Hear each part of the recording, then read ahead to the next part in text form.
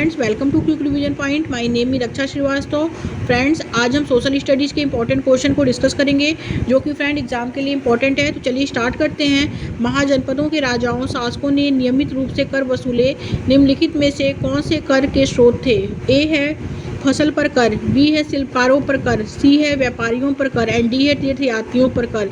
तो right answer जो होगा वो हो जाएगा फसल पर कर, शिल्पकारों पर कर, व्यापारियों पर कर। ए बी सी क्या है? राइट आंसर है। तो करेक्ट आंसर इसमें ए हो जाएगा। नेक्स्ट क्वेश्चन देखेंगे। निम्नलिखित कथन पर विचार करें तथा उपयुक्त विकल्प चुनें। कथन फर्स्ट कहता है सम्राटों को राजाओं की तुलना में ज़्यादा संसाधनों की आवश्यकता होती है, ये करेक्ट है। कथन सेकंड कहता है सम्राटों के पास बड़ी संख्या में कर इकट्ठा करने वाले अधिकारी होते हैं, ये भी करेक्ट है। फ्रेंड, फर्स्ट और सेकंड दोनों सही है और फर्स्ट सेकंड की व्याख्या है। ओके, तो राइट आंसर इसमें सी हो जाएगा। नेक्स्ट क्वेश्चन है निम्नलिखित में से कौन सा दिल्ली सल्तनत का भाग नहीं है? ए है राजपूत वंश, बी है मंगोल, सी है प्रारंभिक तुर्की शासक एंड डी है सैयद वंश। तो निम्नलिखित में से कौन सा दिल्ली सल्तनत का भाग नहीं है? तो मंगोल, बी ऑप्शन इसमें राइट हो जाएगा। नेक्स्ट क्वेश्चन देखेंगे। निम्नलिखित में से कौन सा 12वीं शताब्दी में प्रौद्योगिकी एवं शैली संबंधी दिखाई पड़ने वाला परिवर्तन था? ए है इसमें चापकार एवं चूना पत्थर सीमेंट का प्रयोग, बी है अनुप्रस्थ टोड़ा निर्माण एवं चूना पत्थर सीमेंट का प्रयोग, सी है अनुप्रस्थ टोड़ा निर्माण एवं चापकार एंड डी है चापकार अनुप्रस्थ टोड़ा निर्माण एवं चूना पत्थर सीमेंट का प्रयोग। तो राइट आंसर इज ए चापकर एवं चूना पत्थर सीमेंट का प्रयोग जो है वो 12वीं शताब्दी में प्रौद्योगिकी एवं शैली संबंधी दिखाई पड़ने वाला परिवर्तन था। करेक्ट ऑप्शन ए हो जाएगा। नेक्स्ट क्वेश्चन देखेंगे। निम्नलिखित कथन पर विचार करें तथा उपयुक्त विकल्प चुनें। कथन फर्स्ट कहता है 12वीं शताब्दी के अभिलेख संकेत करते थे कि वर्ण की बजाय जाति समाज के संगठन का आधार बनी, ये क्या है? ये करेक्ट है। और कथन सेकंड है कि एकता के विचार को प्रोत्साहित करने के लिए कई जनजातियों एवं विशेषज्ञताओं प्राप्त शिल्पकारों को जातियों का दर्जा दे दिया गया, ये क्या है? ये गलत है। तो पहला सही है और दूसरा गलत है। राइट आंसर इसमें बी हो जाएगा। आगे देखेंगे। अगला क्वेश्चन है नीचे दिए गए कथन पर विचार करें तथा उपयुक्त विकल्प चुनें। कथन फर्स्ट कहता है ईस्ट इंडिया कंपनी के कुछ नियम जो होते हैं सिपाहियों की धार्मिक भावनाओं और आस्थों को ठेस पहुंचाते हैं, ये करेक्ट है। और कथन सेकंड कहता है 1824 में सिपाहियों ने समुद्र के रास्ते बर्मा जाने से मना कर दिया परंतु जमीन के रास्ते जाने का प्रस्ताव दिया। ए और फर्स्ट और सेकंड दोनों सही है, तो और सेकंड जो है वो फर्स्ट का उदाहरण है। ओके, तो राइट आंसर इसमें डी हो जाएगा। नेक्स्ट क्वेश्चन देखेंगे। जनजातियों का उनके प्रभाव वाले क्षेत्रों के साथ सुमेल कीजिए। फर्स्ट है खोखर, बी है लंघार एंड सी है बलोच एंड डी है गड्डी। तो खोखर जो होते हैं फ्रेंड वो खोखर पंजाब में होते हैं, तो ए का हो जाएगा थर्ड। लंगर जो होता है लंघार जो होता है वो मुल्तान को कहा जाता है, बी का फर्स्ट हो जाएगा। बलोच जो होता है वो कहा जाता है भारतीय उपमहाद्वीप के उच्च स्तर जो उत्तर पश्चिम जो होते हैं उन्हें बलोच कहा जाता है। और गड्डी जो रहते हैं वो रहते हैं फ्रेंड सेकंड पश्चिम हिमालय में। ओके, तो राइट आंसर जो हो जाएगा, राइट आंसर इसमें हो जाएगा ए। खोखर जो है पंजाब के हैं, लंगाड़ जो हैं वो हैं मुल्तान के, और बलोच जो होते हैं वो होते हैं भारतीय उपमहाद्वीप के उत्तर पश्चिम, और गड्डी जो होते हैं वो पश्चिमी हिमालय होते हैं। तो राइट आंसर ए हो जाएगा।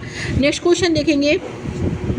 निम्नलिखित ब्रिटिश शासन की आदिवासी मामलों पर भूमिका के संदर्भ में कथनों पर विचार करें और सही विकल्प चुनें।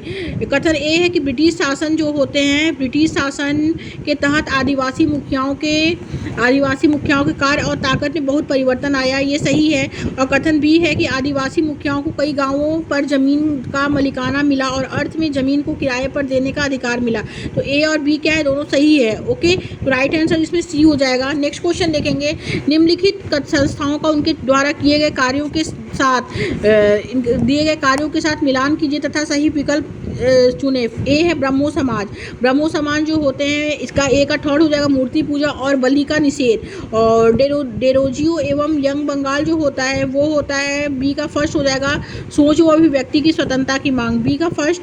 और बेद समाज जो होता है सी का फोर हो जाएगा जाति भेदभाव की समाप्ति एंड रामकृष्ण मिशन जो है वो समाज सेवा द्वारा मुक्ति। तो ए का जो हो जाएगा वो थर्ड हो जाएगा, बी का फर्स्ट हो जाएगा, सी सी का 4 हो जाएगा एंड डी का 2 हो जाएगा। तो राइट आंसर ए हो जाएगा इसमें।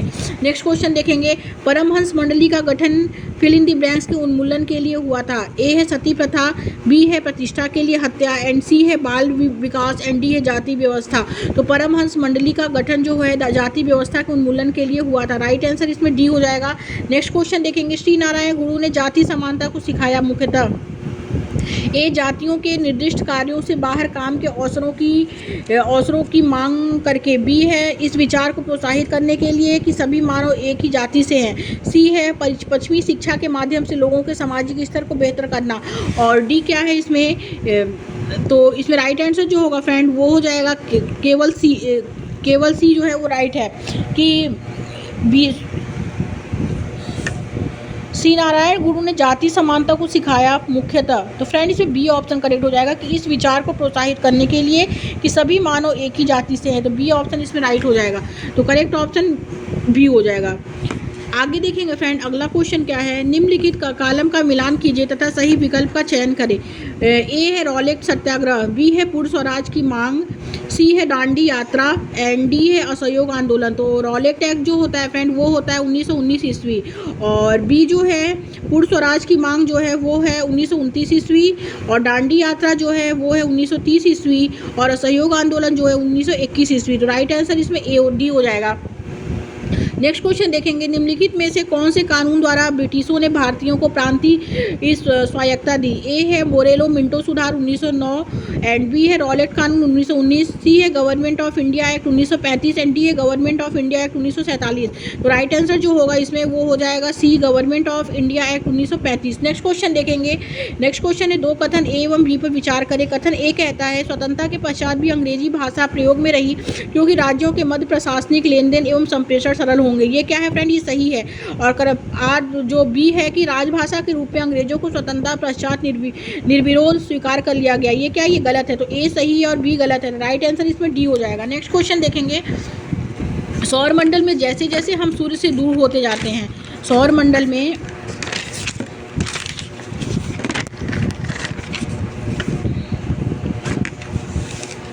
सौरमंडल में हम जैसे जैसे सूर्य से दूर होते जाते हैं। ए है ग्रहों द्वारा सूर्य के चारों ओर एक परिक्रमण करने का समय बढ़ता जाता है, बी है ग्रहों द्वारा सूर्य के चारों ओर एक परिक्रमण करने का समय घटता जाता है, सी है ग्रहों द्वारा अपने कक्ष पर एक गुणन करने का समय बढ़ता जाता है एंड डी है ग्रहों द्वारा अपने अक्ष पर एक गुणन करने का समय समान रहता है। तो सौरमंडल में जैसे जैसे हम सूर्य से दूर होते जाते हैं, ग्रहों द्वारा सूर्य के चारों ओर एक परिक्रमण करने का समय बढ़ता जाता है। राइट आंसर ए हो जाएगा।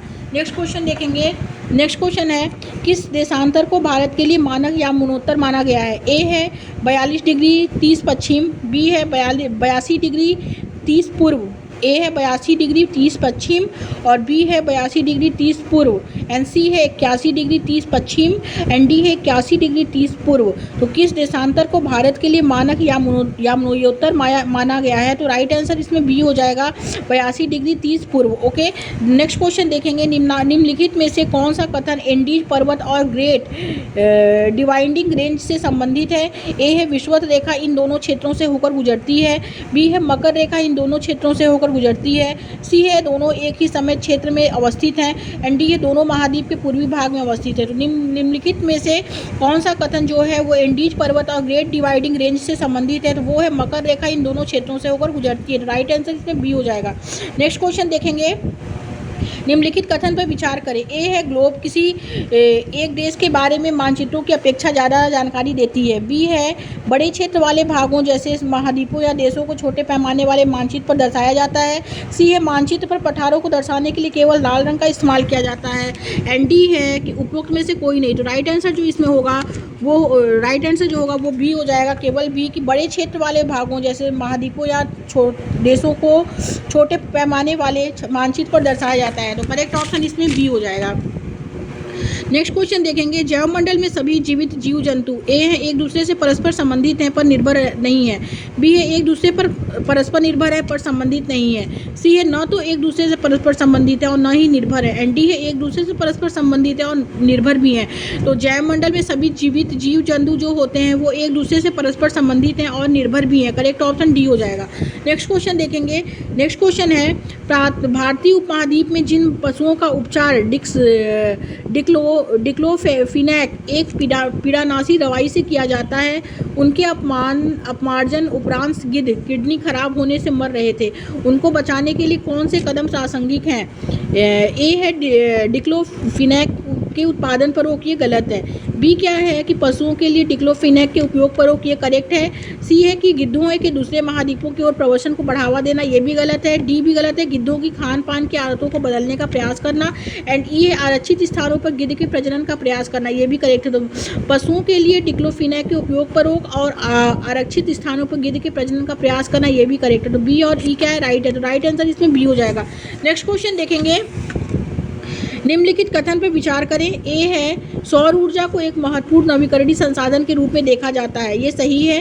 और बी है इसमें कि जरूरत से ज़्यादा इस्तेमाल और प्रदूषण का किसी भी नवीकरणीय संसाधन पर प्रभाव नहीं पड़ता है, ये क्या है? ये गलत है फ्रेंड। तो राइट आंसर इसमें सी हो जाएगा। ए सही है, बी गलत है। ओके, नेक्स्ट क्वेश्चन देखेंगे, गल्फ स्ट्रीम उदाहरण है। ए है जो धाराएं होती हैं फ्रेंड, गल्फ एक होती है लैब्राडोर जो होती है वो ठंडी जलधारा होती है, और गल्फ स्ट्रीम जो होती है वो गर्म जलधारा होती है। ओके, दो प्रकार की धाराएं होती हैं, लैब्राडोर और गल्फ स्ट्रीम। तो गल्फ स्ट्रीम उदाहरण है गर्म जलधाराओं का। बी है ठंडी जलधाराओं का। सी है महासागरीय जलधाराओं का। एंड डी है पवनों का। तो गल्फ स्ट्रीम जो है फ्रेंड वो गर्म जलधारा या महासागरीय धाराओं दोनों का उदाहरण है। ओके, तो राइट आंसर इसमें सी हो जाएगा। महासागरीय धारा और जल धारा दोनों का उदाहरण है। ए और सी दोनों हो जाएगा। ओके, नेक्स्ट क्वेश्चन देखेंगे, पवनों के संदर्भ में निम्न कथन पर विचार कीजिए।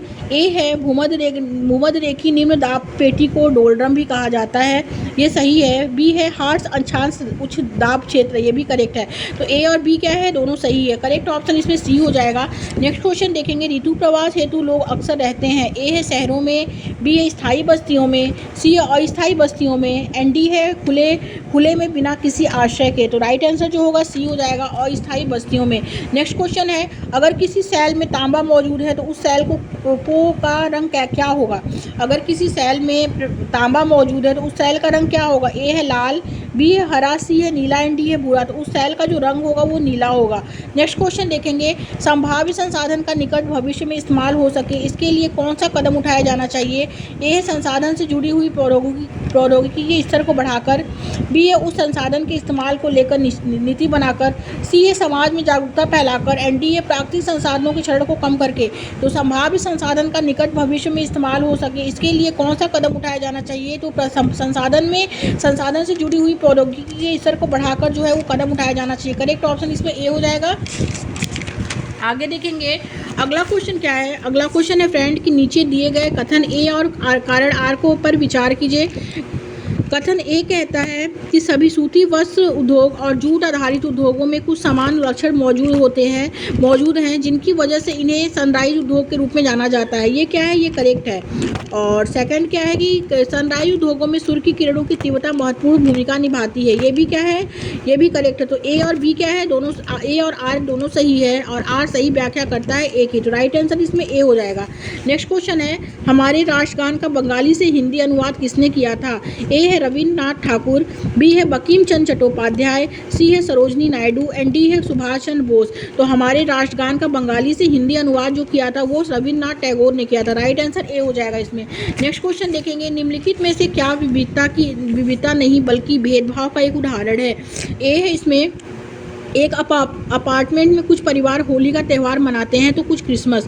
बी है इसमें एक स्कूल में कुछ बच्चे कुर्सियों पर बैठते हैं और कुछ को ज़मीन पर बिठाया जाता है। सी है एक बाजार में कुछ विक्रेता मछली बेचते हैं तो कुछ फल। और डी है एक गली में कुछ घर सफ़ेद रंग के हैं तो कुछ पीले। तो राइट आंसर जो इसमें होगा वो बी हो जाएगा। एक स्कूल में कुछ बच्चे कुर्सियों पर बैठते हैं और कुछ ज़मीन पर बिठाया जाता है। करेक्ट ऑप्शन बी हो जाएगा। नेक्स्ट क्वेश्चन है, एक राज्य के मुख्यमंत्री की नियुक्ति कौन करता है? ए है भारत के राष्ट्रपति, बी है विधानसभा के अध्यक्ष, सी है भारत के उपराष्ट्रपति, एंड डी है राज्य के राज्यपाल। तो एक राज्य के मुख्यमंत्री की नियुक्ति राज्यपाल करता है। करेक्ट ऑप्शन इसमें डी हो जाएगा। नेक्स्ट क्वेश्चन देखेंगे, निम्नलिखित में से कौन सा कथन भारत में नगर प्रशासन के संबंध में सही नहीं है? ए है नगर निगम शहरों में स्कूल एवं अस्पतालों का प्रबंधन करते हैं, बी है बड़े नगरों में नगर पालिकाएं होती हैं, सी है नगर निगम संपत्ति कर ली उगाही करते हैं, और डी है नगर निगम पार्षद एक चुना हुआ सदस्य होता है। तो राइट आंसर बी हो जाएगा, बड़े शहरों में नगर पालिकाएं होती हैं। नेक्स्ट क्वेश्चन देखेंगे, निम्नलिखित में से कौन स्वरोजगार में संलग्न है? ए है एक कपड़े के कारखाने में काम करने वाला श्रमिक, बी है एक सौंदर्य प्रसाधन ब्रांड की विक्रेता, एंड सी है एक रिक्शा चलाने वाला, एंड डी है एक कॉल सेंटर का कर्मचारी। तो राइट आंसर सी हो जाएगा, एक रिक्शा चलाने वाला। नेक्स्ट क्वेश्चन देखेंगे, राजू के पास 15 एकड़ उर्वर जमीन है, उसे 1 लाख रुपए का ऋण बीज खरीदने के लिए सरकारी बैंक से मिला। यह संभवतः किस परिवार से है? ए है दुकानदार, बी है छोटे किसान, सी है खेत मजदूर, एंड डी है बड़े किसान। तो राइट आंसर डी हो जाएगा, बड़े किसान। नेक्स्ट क्वेश्चन देखेंगे, निम्नलिखित में से किस वर्ग के लिए संसद में आरक्षण की मांग लंबे समय से चलती जा रही है? ए है अनुसूचित जाति, और बी है अनुसूचित जनजाति, सी है एंग्लो इंडियन समुदाय, एंड डी है महिलाएं। तो राइट आंसर डी हो जाएगा, महिलाएं। नेक्स्ट क्वेश्चन देखेंगे, अमार जीवोन एक फिल इन द ब्लैंक्स के अनुभवों का विवरण करती हुई एक आत्मकथा है। ए है आध्यात्मिक गुरु, बी है गृह सेवक, सी है गृहिणी, एंड डी है दलित। तो अमार जीवोन जो एक है वो गृहिणी के अनुभवों का विवरण करती हुई एक आत्मकथा है। करेक्ट ऑप्शन सी हो जाएगा। नेक्स्ट क्वेश्चन देखेंगे, उच्चतम न्यायालय ने किस मौलिक अधिकार का विस्तार करते हुए जीविका के अधिकार को उसका एक अंग बताया है? ए है स्वतंत्रता का अधिकार, बी है समानता का अधिकार, सी है जीवन का अधिकार, एंड डी है शोषण के विरुद्ध अधिकार। तो राइट आंसर सी हो जाएगा, जीवन का अधिकार। नेक्स्ट क्वेश्चन देखेंगे, निम्नलिखित में कौन कौन से भारतीय संविधान के वैध कार्य हैं? फर्स्ट है इसमें कि यह कुछ हद तक विश्वास पैदा करता है जो कि विभिन्न प्रकार लोगों के साथ साथ रहने के लिए आवश्यक है, ये करेक्ट है। और बी है यह उल्लेख करता है कि सरकार का गठन कैसे होगा, ये भी करेक्ट है। तो ए और बी क्या है? करेक्ट है। तो राइट आंसर इसमें ए हो जाएगा। नेक्स्ट क्वेश्चन देखेंगे, निम्नलिखित में से कौन सा घरेलू हिंसा से महिलाओं का जो है संरक्षण अधिनियम 2005 से संबंधित नहीं है? ए है महिलाओं का उसके पति द्वारा यौन उत्पीड़न, बी है घर के भीतर मौखिक और भावनात्मक धमकियां, सी है घर के भीतर एक महिला का आर्थिक शोषण, एंड डी है महिला की जाति के आधार पर सामाजिक भेदभाव। तो राइट आंसर इसमें डी हो जाएगा, महिला की जाति के आधार पर सामाजिक भेदभाव। नेक्स्ट क्वेश्चन है, 1989 ईस्वी में लाया गया एक अत्याचार निवारण कानून निम्नलिखित में से किन्हें संरक्षण प्रदान करने की चेष्टा करता है? ए है अन्य पिछड़ा वर्ग, बी है महिलाएं, सी है धार्मिक अल्पसंख्यक, डी है अनुसूचित जाति एवं अनुसूचित जनजातियां। तो 1989 ईस्वी में लाया गया एक अत्याचार निवारण कानून निम्नलिखित में से किन्हें संरक्षण प्रदान करने की चेष्टा करता है? तो वो है अनुसूचित जाति एवं अनुसूचित जनजाति। करेक्ट ऑप्शन डी हो जाएगा। नेक्स्ट क्वेश्चन देखेंगे, रिक्त स्थान को भरे। मध्याह्न भोजन योजना ने स्कूलों में फिल इन द ब्लैंक्स पूर्वाग्रहों को कम करने में सहायता की। ए है लैंगिक, बी है जाति, सी है वर्गीय, एंड डी है क्षेत्रीय। तो मध्याह्न भोजन योजना ने स्कूलों में जाति पूर्वाग्रहों को कम करने की सहायता की। करेक्ट ऑप्शन बी हो जाएगा। नेक्स्ट क्वेश्चन देखेंगे, उच्च प्राथमिक स्तर पर सामाजिक विज्ञान, अब यहाँ से पेडागोजी स्टार्ट हो रहा है फ्रेंड्स, सोशल स्टडीज का पेडागोजी। तो चलिए देखते हैं। उच्च प्राथमिक स्तर पर सामाजिक विज्ञान का ध्यान मुख्य रूप से केंद्रित होता है। ए है विद्यार्थियों को समकालीन मामलों में समस्याओं से परिचित कराने पर, बी है पर्यावरण संसाधनों व विकास के मामलों से संबंधित सही दृष्टिकोण को विकसित करने पर, और सी है भारतीय इतिहास के अध्ययन के माध्यम से बहुलवाद एवं परिवर्तन की संकल्पनाओं पर बल देने पर। तो ए बी सी क्या है? करेक्ट है। तो करेक्ट ऑप्शन इसमें बी हो जाएगा।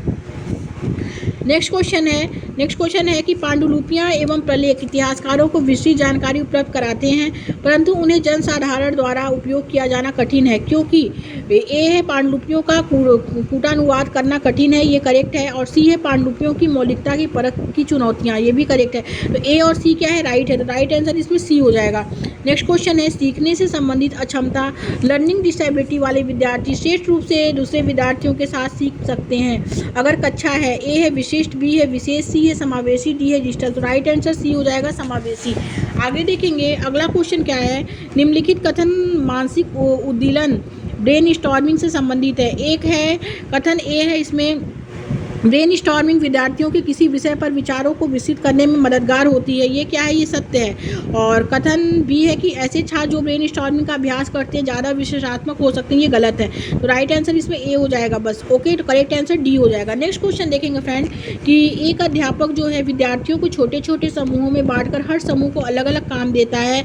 जब एक विद्यार्थी अपने समूह में पार कर रहे हैं तो अध्यापक को क्या करना चाहिए? ए है समय का सदुपयोग करते हुए श्यामपट्ट को साफ कर लेना चाहिए, बी है अगले शिक्षण बिंदु को पढ़ाने की तैयारी कर लेनी चाहिए, सी है समय का सदुपयोग करते हुए प्रश्न पत्र तैयार कर लेना चाहिए, एंड डी है के दूसरे समूह जाकर विद्यार्थियों की समस्याओं का निवारण करना चाहिए तथा उसकी प्रगति की जांच करनी चाहिए। तो इसमें राइट आंसर डी हो जाएगा फ्रेंड कि एक समूह के दूसरे समूह जाकर विद्यार्थियों के समस्याओं का निवारण करना चाहिए तथा उसकी प्रगति की जांच करनी चाहिए। नेक्स्ट क्वेश्चन देखेंगे, पृथ्वी के मॉडल और एक दिए के साथ कौन से संप्रत्यय पढ़ाए जा सकते हैं? ए है इसमें दिन और रात का होना, और बी है जलवायु परिवर्तन, ये गलत है। सी है पारस्परिक पवन का बनना, ये भी गलत है। जल चक्र, ये भी गलत है। ऋतु का बदलना है, ये सही है। तो ए और ई क्या राइट है? राइट आंसर सी हो जाएगा। नेक्स्ट क्वेश्चन देखेंगे, प्रारंभिक कक्षा में पृथ्वी के अक्ष एवं गतियों को प्रभावी रूप से समझने के लिए शिक्षक को क्या करना चाहिए? ए है छात्रों को पृथ्वी का एक चित्र बनाकर उनके बीच में एक रेखा खींचकर अक्ष को प्रदर्शित करने को कहना, ये गलत है। बी है ग्लोब का प्रयोग करके दिखाया और चर्चा करना, ये करेक्ट है। सी है इसमें कि एक बॉल के बीच में एक बड़ी सुई से छेद करके इसकी सदिशता पर चर्चा करना, ये भी करेक्ट है। बी और सी क्या है? राइट है। इसमें राइट आंसर इसमें बी हो जाएगा।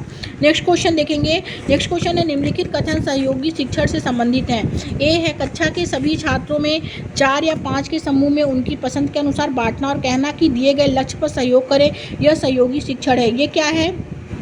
ये गलत है। और कथन बी है कि सहयोगी शिक्षण विद्यार्थियों के सामाजिक कौशल को बढ़ाता है, ये करेक्ट है। तो करेक्ट ऑप्शन इसमें बी हो जाएगा, बी सत्य है। ओके, करेक्ट ऑप्शन सी हो जाएगा। इसमें बी बस केवल बी सही है, तो करेक्ट ऑप्शन सी हो जाएगा। नेक्स्ट क्वेश्चन देखेंगे, ई रिक्शा का प्रयोग संधारणी विकास की ओर एक कदम के रूप में समझा जा सकता है। ए है साइकिल की तुलना में यह पर्यावरण संबंधी प्रदूषण में कम योगदान देता है, ये गलत है। और बी है कि यह ऊर्जा के अनवीकरणीय स्रोत का उपयोग करता है, ये भी गलत है।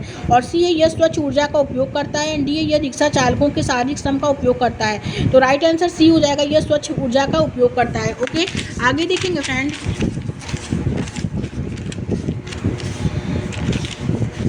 अगला क्वेश्चन क्या है? अगला क्वेश्चन है निम्नलिखित कथन पर विचार करें तथा उपयुक्त विकल्प चुनें। कथन ए है कि विश्लेषण एवं क्रियाएं जो पात्रों, समाज समूह एवं घटनाओं का वर्णन करने के लिए प्रयोग की जाती हैं वे विचारधारा के पूर्वानुमान को प्रकट करते हैं, ये क्या है? ये करेक्ट है। और कथन सेकंड है कि एक कक्षा में यह महत्वपूर्ण है कि ऐतिहासिक हस्ती को एक आदर्श के रूप में प्रस्तुत किया जाए क्योंकि बच्चे को आवश्यकता होती है किसी की ओर देखने और अनुकरण करने की, ये क्या है? ये गलत है। तो कथन फर्स्ट सही है, सेकंड गलत है। तो राइट आंसर डी हो जाएगा। नेक्स्ट क्वेश्चन देखेंगे कि विविधता में एकता के विचार की परिचर्चा के दौरान एक शिक्षक उन गीतों एवं कला के स्वरूपों को विद्यार्थियों के समक्ष प्रस्तुत करता है जो स्वतंत्रता संग्राम के समय देश की विभिन्न भागों में उभरे थे। तो शिक्षक कक्षा में निम्नलिखित विविधता के स्वरूप लाता है। ए है सांस्कृतिक विविधता, बी है भाषाई विविधता, सी है धार्मिक विविधता, डी है क्षेत्रीय विविधता। तो राइट आंसर ए हो जाएगा, सांस्कृतिक विविधता। नेक्स्ट क्वेश्चन, पृथ्वी के घूर्णन एवं परिक्रमण पर अधिगमकर्ताओं की गलत अवधारणाएं कहाँ होती हैं? ए है पाठ्यक्रम को पूरा करने में बाधा होती है, बी है प्रश्नों एवं सूचना की अधिकता से बढ़ती है, सी है शिक्षण अधिगम प्रक्रिया को सुदृढ़ करने में अवसर प्रदान करती है, और डी है प्रमाणित करती है कि अमूर्त भौगोलिक संकल्पनाएं केवल वयस्क होने पर ही विकसित होती हैं। तो पृथ्वी के घूर्णन एवं परिक्रमण पर अधिगमकर्ता की गलत अवधारणाएं जो होती हैं शिक्षण अधिगम प्रक्रिया को सुदृढ़ करने के अवसर क्या करती हैं? प्रदान करती हैं। राइट आंसर सी हो जाएगा। नेक्स्ट क्वेश्चन देखेंगे, एक ऐतिहासिक घटना के अगर दो प्राथमिक स्रोत हैं जो कई पहलुओं में भिन्न है तो क्या सही है और क्या गलत, यह पहचान करने के लिए क्या पूछा जा सकता है?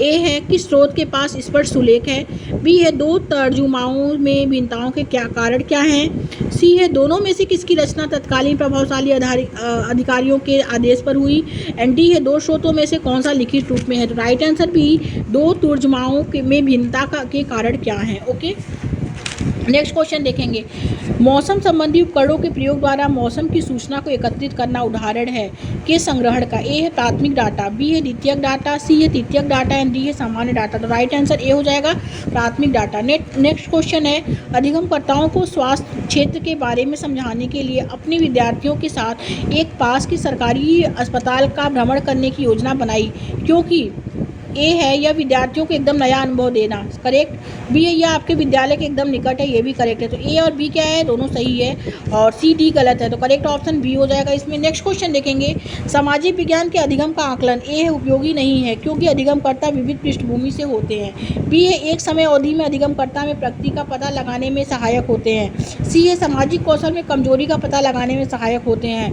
डी है शैक्षिक सेक्टर में प्रगति का पता करने में सहायक है। तो राइट आंसर बी हो जाएगा, एक समय अवधि में अधिगमकर्ताओं में प्रगति का पता लगाने में सहायक होते हैं। ओके, आगे देखेंगे, अगला क्वेश्चन क्या है? अगला क्वेश्चन है, एक अध्यापिका छात्रों के सीखने और उनके विकास के बदलते स्वरूप को जानना चाहती है। इसके लिए किस तरह का आकलन उचित रहेगा? ए है सत्र के अंत में परीक्षा, बी है मासिक परीक्षा, सी है साप्ताहिक परीक्षा एंड डी है पोर्टफोलियो। राइट आंसर डी हो जाएगा, पोर्टफोलियो। नेक्स्ट क्वेश्चन, शिक्षण की किस अवस्था में अध्यापक शिक्षण के उद्देश्यों की पूर्ति की जानकारी के लिए उपयुक्त मूल्यांकन विधि के चयन संबंधी निर्णय लेगा? ए है शिक्षण की पूर्व सक्रिय अवस्था, बी है शिक्षण की अंतर सक्रिय अवस्था, सी है शिक्षण की चिंतन की अवस्था एंड डी है शिक्षण की उत्तर सक्रिय अवस्था। तो शिक्षण के किस अवस्था में अध्यापक जो है शिक्षण के उद्देश्यों की पूर्ति की जानकारी के लिए उपयुक्त मूल्यांकन विधि के चयन संबंधित निर्णय लेगा? तो वो है शिक्षण के पूर्व की सक्रिय अवस्था। राइट आंसर ए हो जाएगा। नेक्स्ट क्वेश्चन देखेंगे, कथन जो है कपड़ों को वहाँ बनाया जा सकता है जहाँ कपास, जल के स्रोत, कामगारों की आबादी एवं नौ परिवहन के लिए परिवहन तंत्र सभी उपलब्ध हो। निम्नलिखित का उदाहरण, ए है क्षेत्रीय संगठन, बी है स्थान, सी है स्थानिक अन्योन्य क्रिया एंड डी है जनसांख्यिकी। तो राइट आंसर सी हो जाएगा, स्थानिक अन्योन्य क्रिया। नेक्स्ट को एंड लास्ट क्वेश्चन देखेंगे, निम्नलिखित केस फर्स्ट तथा सेकंड पर विचार करें तथा उपयुक्त विकल्प चुनें। केस फर्स्ट है कि विद्यार्थियों के दिशा निर्देशों के साथ एक परियोजना दी गई कि परियोजना को 15 दिनों में जमा करना है एवं यह कि फोल्डरों का मूल्यांकन, प्रस्तुतिकरण एवं चित्रण की अंतर्वस्तु और सुव्यवस्था पर जो है क्या होगा, सुव्यवस्था पर होगा। तो और सेकंड क्या है कि विद्यार्थियों को उनके प्रायोजन की विषय वस्तु